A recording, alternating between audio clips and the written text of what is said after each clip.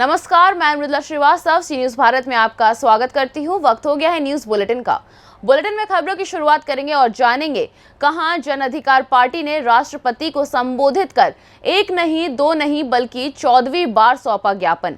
कहां पुलिस और ड्रग्स विभाग ने छापेमारी कर 2 अभियुक्तों को किया गिरफ्तार। कहां अश्लील वीडियो बनाकर व्यक्तियों के साथ ठगी करने वाले गिरोह का हुआ पर्दाफाश। ऐसी और भी तमाम खबरों पर आइए विस्तार से करते हैं चर्चा।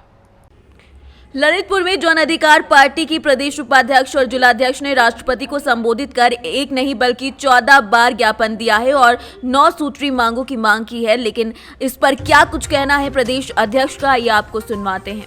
क्या नाम है? मैं वंदना मेहता, जन अधिकार पार्टी महिला प्रकोष्ठ प्रदेश उपाध्यक्ष हूँ। हमारी पार्टी जन अधिकार पार्टी माननीय बाबू सिंह कुशवाहा जी जन अधिकार पार्टी के जो संस्थापक हैं, उनके निर्देशानुसार हम लोग जो ज्ञापन दे रहे हैं वो हम लोग का 14वां ज्ञापन है। तो हम लोग कंटिन्यू ज्ञापन देते चले आ रहे हैं। जाति जनगणना पर हम लोग फोकस कर रहे हैं कि जाति जनगणना का होने चाहिए।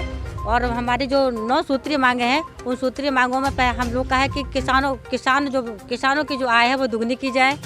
और जो अन्ना पशुओं जो घूमते रहते हैं और अन्ना पशुओं के लिए जो व्यवस्था सरकार जो अभी तक नहीं कर पा रही है उसको भी करवाया जाए। और आज हम लोग देख रहे हैं कि जो शासन और प्रशासन की जो व्यवस्था है और जिसमें पुलिस प्रशासन का जो महकमे में है, जितनी भी जो घटनाएं होती हैं, वो मेरी समझ से मुझे लगता है कि वो समस्या को निस्तारण तुरंत तत्काल नहीं किया जाता है। उस पर हमारे जो ग्रामीण जनता को, पीड़ित परिवारों को, उसके लिए मतलब बार बार भटकना पड़ता है। उनकी FIR दर्ज भी नहीं कराई जाती है, आश्वासन दिया जाता है। एक हाल ही का मामला है, अभी हमारी कहाँ है ये मामला, आज का जो मामला है, वहाँ पे एक बेटी हमारे शौच क्रिया के लिए गई हुई थी, वो भी लापता है। पुलिस ने अब तक उस पर कोई कार्रवाई नहीं की है। बार बार वो आके पुलिस प्रशासन से वो मांग करती है, फिर भी आश्वासन के बाद आज तक अभी बालिका का कोई भी आता पता नहीं है। तो हमारी पार्टी जो तमाम समस्याएं हैं, जो हमारे यहाँ के हमारे ज़िले की जो समस्याएं हैं, उन पे भी फोकस हम लोग डालते हैं। अभी नगर निकाय का जो चुनाव होने जा रहा है, उसमें हमारी पार्टी जन अधिकार पार्टी भी पूरा दमदारी के साथ हम लोग चुनाव लड़ेंगे और हम लोग की फुल तैयारी है। हम लोग पूरे 26 वार्डों में जा जाकर लोगों को अब जागरूक कर रहे हैं कि वर्तमान सरकार जो चल रही है, इसकी सरकार की जो जितनी भी उपलब्धियाँ हैं, उनके बारे में हम और आप हमसे ज़्यादा आप लोग भलीभांति जानते हैं। लेकिन हम लोग चाहते हैं कि हमारा प्रशासन जो भी हमारे ज़िले की समस्याएं हैं, उन समस्याओं को निस्तारण शीघ्र से किया जाए। इसीलिए हम लोग जिलाधिकारी महोदय जी को ज्ञापन के माध्यम से राष्ट्रपति महामहिम महोदय को हम लोग प्रतिदिन हर एक सोमवार को देते चले आ रहे हैं। क्या नाम है आपका? राजकुमार। कहाँ से आए आप? रसोई से। क्या समस्या लेकर आए? ये समस्या है कि हमारी पत्नी अपने मायके थी, मायके वालों ने, उनके पापा मम्मी ने पैसे में से लिए हो या कुछ भी किया हो, उनने दूसरे लड़के के साथ भेज दिया। बच्चे हमारे घर पे भेज दिए। कितने बच्चे हैं आपके? 3 बच्चे हैं। सास ससुर से आपने कहा तो क्या बोले वो? वो बोले हमारी मर्जी, हम कुछ भी करेंगे, तो मेरे को कोई मतलब नहीं है। क्या चाहते हैं आप? हमें चाहते हैं उनको वापस बुलाना चाहते हैं। बच्चे परेशान हैं, बच्चे रोते हैं, रात दिन रोते हैं, बहुत परेशान हैं। कितने साल के बच्चे हैं? 2 लड़के जुड़वा हुए थे, 2.5 साल के हैं, 1 लड़की है 4 साल की।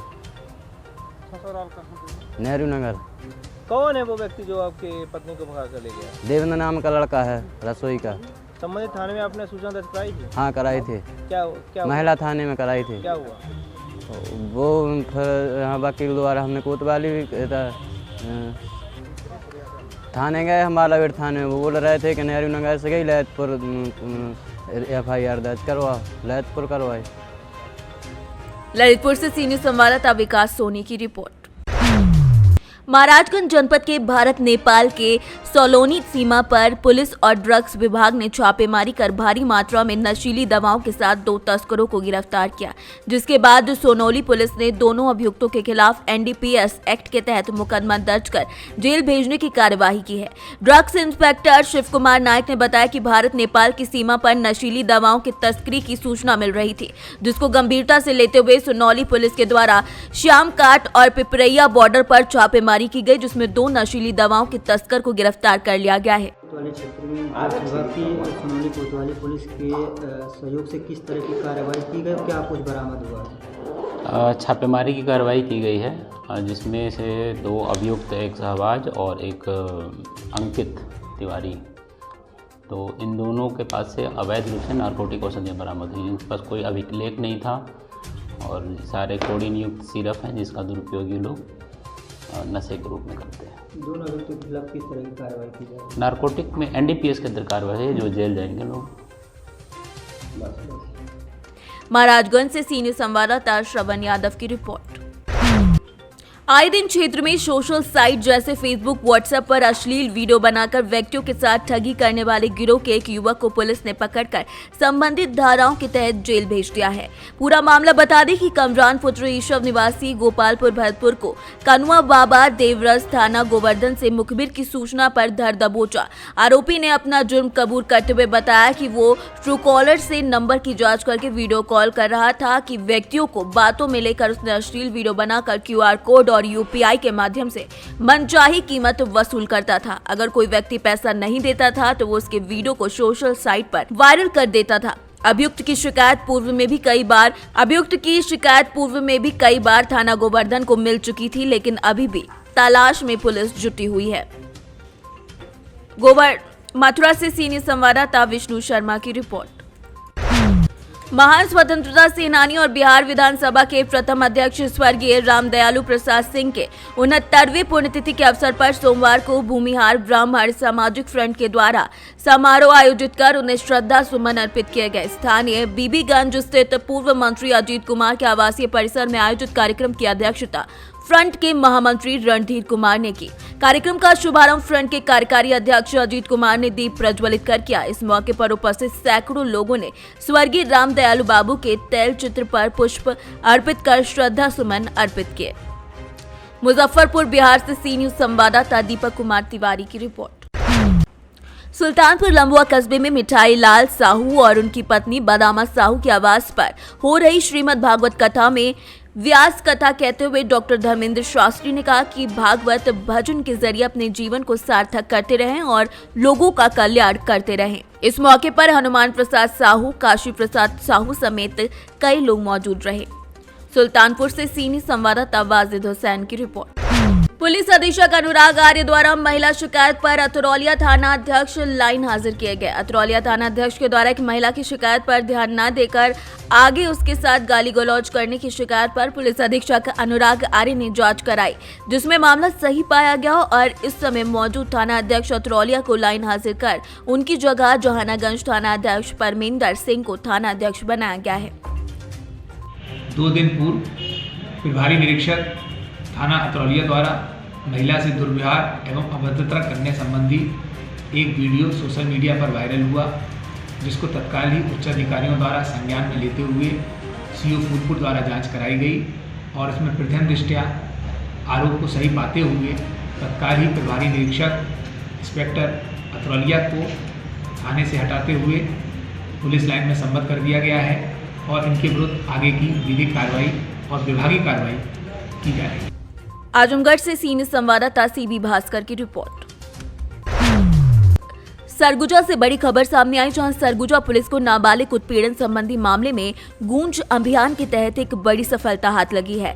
थाना बतौली के द्वारा आरोपी को इलाहाबाद उत्तर प्रदेश से गिरफ्तार कर कार्यवाही की जा रही है। पुलिस अधीक्षक सरगुजा भावना गुप्ता के निर्देशन में अभियान गूंज चलाकर ये त्वरित कार्यवाही की गई है। आरोपी से घटना में प्रयुक्त मोबाइल भी बरामद कर लिया गया है। बता दें कि लड़कियों के मोबाइल पर किसी अज्ञात व्यक्ति के द्वारा मैसेज के माध्यम से अश्लील फोटो अपलोड करने की बात को लेकर उत्पीड़न किया जा रहा था, जिसमें लड़कियों ने रिपोर्ट भी दर्ज कराई थी। पुलिस महानिरीक्षक सरगुजा रेंज अजय यादव के सतत मार्गदर्शन में पुलिस अधीक्षक सरगुजा भावना गुप्ता के निर्देशन में नाबालिग उत्पीड़न के मामले में गूंज अभियान चलाकर आरोपी को शीघ्र गिरफ्तार कर लिया गया है। सरगुजा से सीनियर संवाददाता रिंकू सोनी की रिपोर्ट। खबर फिरोजाबाद से है, जहां थाना क्षेत्र के अंतर्गत मशरूमगंज के समीप रोड पर एक ग्राम सभा की जमीन पर अवैध कब्जा मुक्त कराने के लिए बुलडोजर चलाया गया। SDM जसराना पारसनाथ के द्वारा ये जानकारी दी गई कि संपूर्ण समाधान दिवस में उन्हें एक शिकायती पत्र के माध्यम से पता चला था कि ग्राम सभा की जगह पर भूमि माफियाओं ने कब्जा कर रखा है, जिसके बाद ये कार्यवाही की गई है। क्या मामला है आज? जगह को क्या खाली कराया? कौन सी जगह की जगह? आज हम लोग समाधान दिवस में आए थे। थाना समाधान दिवस में CO साहब हम लोग जो है तो शिकायत प्राप्त हुई कि यहाँ पे एक ग्राम समाज की ज़मीन पर, जिसको पहले चारा बोने के लिए चिन्हित किया गया था, क्योंकि फरिया में गौशाला है तो चारा की कमी होती है, तो उसके लिए कर दिया था। तो उसको एक पड़ोसी काश्तकार ने ज़बरदस्ती जोत के अपने खेत में मिला के आलू बो दिया था, तो उसको हमने खाली करवा दिया।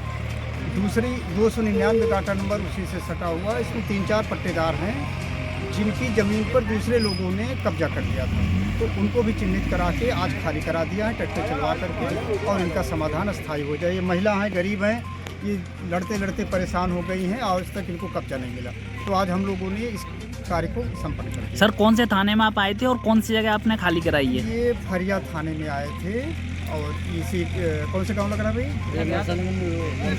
मरसलगढ़ रोड पर ये जमीन थी, तो आके हम लोग। फिरोजाबाद से सी न्यूज संवाददाता सन्नेश कुमार गुप्ता की रिपोर्ट।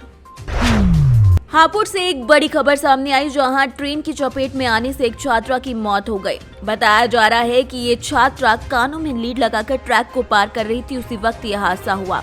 कोतवाली क्षेत्र के हापुड़ रेलवे जंक्शन के पास का मामला बताया जा रहा है। रेलवे क्वार्टरों में ही ये परिवार के साथ रहती थी। घटना की सूचना मिलते ही क्षेत्रीय पुलिस मौके पर पहुंच गई और शव को कब्जे में लेकर पोस्टमार्टम के लिए भेज दिया है। हापुड़ से सी न्यूज संवाददाता मुनेंद्र संधू की रिपोर्ट। ग्राम विकास को लेकर पंचायतों में ग्राम सभाओं का आयोजन शुरू कर दिया गया है।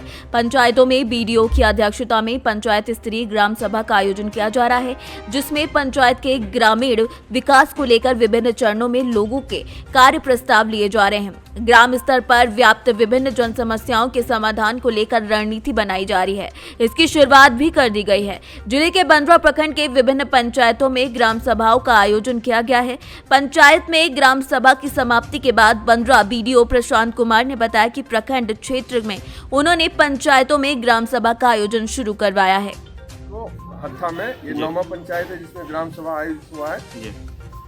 ये वर्ष 2023-24 के लिए ग्राम पंचायत विकास योजना का निर्माण के लिए अभी ग्राम सभा चल रही है। और जैसे पहले से भी शिकायत रहा, आप लोग का भी शिकायत कभी कभी सुनने को मिला है, और जनप्रतिनिधि भी हैं, आम लोग का भी, कि ग्राम सभा होता ही नहीं, सूचना नहीं मिलती है। इसलिए इस बार हम लोगों ने उसका प्रचार माइक से भी करवाया, और ग्राम सभा पूर्ण रूप से पूरा सबके जानकारी में हम लोग ने किया। सभी लोगों ने इसमें अपना अपना सहमति से अपने जो कमियां हैं उसको लिखवाया है, और उस तरह का योजना लिया। कितने प्रस्ताव लिए गए? प्रस्ताव का संख्या देख के बता दीजिए। और किस किस बिंदुओं पर चर्चा हुई? जीपीडीपी में जो 15वीं वित्त आयोग का जो योजना है, पैसा आता है, उसी से संबंधित योजना लिया जाता है। वर्ष 23-24 के लिए 3 मद है। पहले जलापूर्ति के लिए जितने भी वार्ड हैं सभी में क्या क्या हाउस कनेक्शन बाकी है, कहीं पाइप का बाकी है, वार्ड संख्या 9 और 13 में और एक 3 में उसको एक्स्ट्रा बोरिंग करने का यहाँ योजना लिया गया कि उसमें एक्स्ट्रा बोरिंग की आवश्यकता है। फिर 4 वार्ड को छोड़ के बाकी वार्डों में स्टेजिंग में रूम बनाने के लिए योजना लिया गया। उससे आगे चलें तो फिर स्वच्छता में आपको सबसे पहले आया कि कचरा प्रबंधन का कोई काम जो बचा हुआ है उसको पूरा करना है। उसके बाद 3-4 वार्डों ने उसमें नाला बनाने का प्रस्ताव लिया है, और एक जगह सामुदायिक शौचालय बनाने का भी प्रस्ताव है वार्ड संख्या 11 में। कई पंचायतों में तीसरा मद एक और है। तीसरा मद है अनटाइड फंड का, जिसमें मुख्य रूप से इस बार 2 वर्ष के लिए 21-22 और 22-23 के लिए 22-23 और 23-24 के लिए सोलर लाइट में किस किस वार्ड में लगाना है उसका प्रस्ताव लिया गया। 4-4 वार्ड का प्रति वर्ष में लगेगा, तो जिसमें महादलित जनसंख्या ज्यादा है उसको प्राथमिकता दिया गया है। और कुछ वार्ड के जो विद्यालय हैं उसमें खेल का मैदान निर्माण करने का प्रस्ताव। ऐसे विद्यालय चिन्हित कर लिए गए? हाँ, चिन्हित करके इसमें नोट करा दिया गया। कितनी संख्या है ऐसे विद्यालयों की? 4 लिस्ट ला के थोड़ा बता दीजिए कौन सा वार्ड है। सर, पेयजल आपूर्ति कई वार्डों में जैसे बाधित रहता है, इस तरह का शिकायत मिल रहा था। देखिए, हत्था हम जैसे बताए थे आते के साथ ग्राम सभा में कि हमारा जो बंद्रा प्रखंड है उसमें अब हत्था ही पंचायत ऐसा है जहां अभी भी नल जल का थोड़ी सी समस्या बाकी है। बाकी पंचायतों में अब काफी सुधार हो गया, सब जगह पानी चल रहा है। कुछ घर में पानी नहीं जा रहा है, ऐसी शिकायतें हैं, लेकिन पानी सब जगह चल रहा है। मासिक शुल्क वसूली जो हो रहा है वो जमा नहीं हो रहा है। हाँ, यहाँ से भी कलेक्शन शुरू हो गया है। वार्ड सदस्य को भी बताया गया कि आप मासिक शुल्क ले करके उसको अपने खाते में जमा कर दें, और जो मरम्मती का पैसा मिला है या मिलेगा जो लोगों से पैसा कलेक्ट किया उसको जमा करेंगे, खाता चालू हो जाएगा तो जो मेंटेनेंस का पैसा मिलेगा उससे भी जो टूटे फूटे नल जल का जो काम है उसको पूरा करेंगे। मुजफ्फरपुर बिहार से सी न्यूज संवाददाता दीपक कुमार तिवारी की रिपोर्ट। फिलहाल के लिए इस न्यूज बुलेटिन में बस इतना ही। देश और दुनिया की तमाम खबरों को जानने के लिए देखते रहिए सी न्यूज भारत। हर खबर आपके साथ, आपके हाथ।